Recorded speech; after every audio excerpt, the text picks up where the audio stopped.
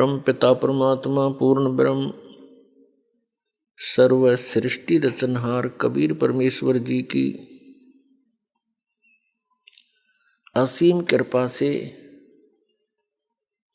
आप सभी पुण्यात्माएं सत्संग श्रवण कर रहे हैं। परमात्मा कबीर जी हम काल जाल में फंसे हुए सभी प्राणियों के इस दुख को जानकर समझकर अपने सतलोक से चलकर के यहाँ आते हैं और हमारे अज्ञान को समाप्त करते हैं।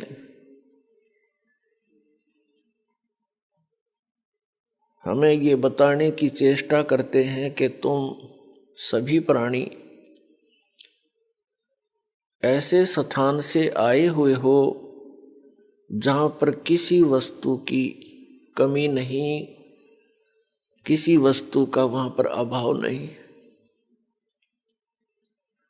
वहाँ कोई दुख नहीं, वहाँ पर व्यर्थ अवस्था नहीं। सृष्टि ऐसी ही है, शरीर आपके ज्यों के त्यों हैं। वहाँ जो आपको शरीर प्राप्त था वो सभी रोग रहित, व्यर्थ अवस्था उसमें नहीं होती,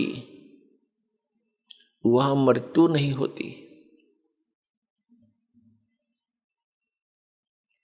उस स्थान को आप अपनी गलती के कारण छोड़ आए। अब आप यहाँ पर ये दंड भोग रहे हो, सजा भोग रहे हो, और यहाँ पर आप जी ने इन दुखों को ही सुख मान लिया। यदि किसी को अधिक दुख है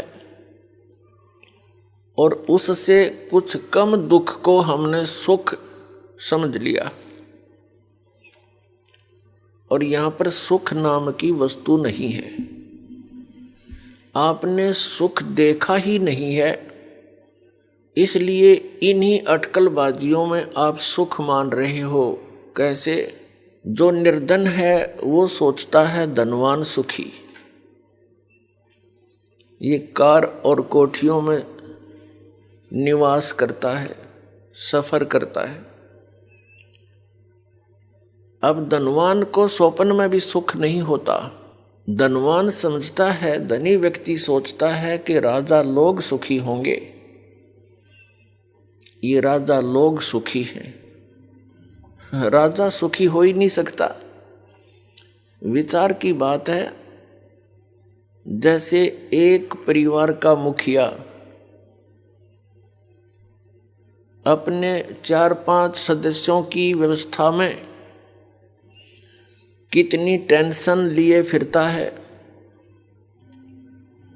किसी को बीमारी है, किसी का विवाह नहीं हुआ, किसी का विवाह हो गया तो बालक नहीं, और 100 समस्याएं उसकी जान को बनी रहती हैं।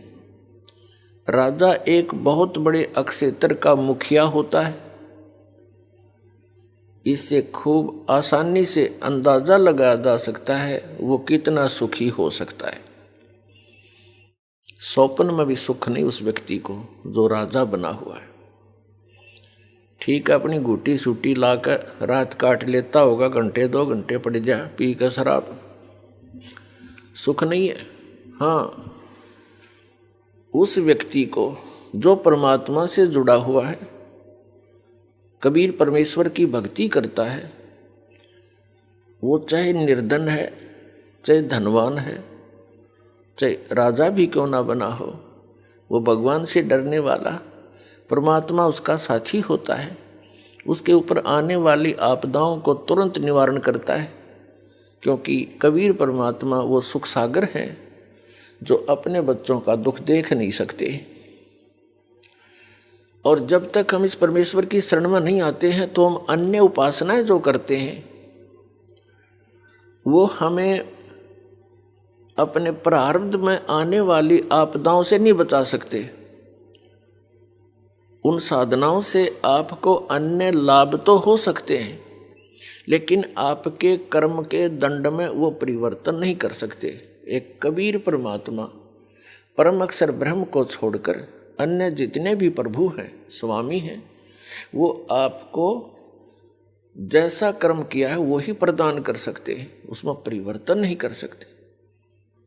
तो वो भक्ति हमारे लिए यूजलेस है।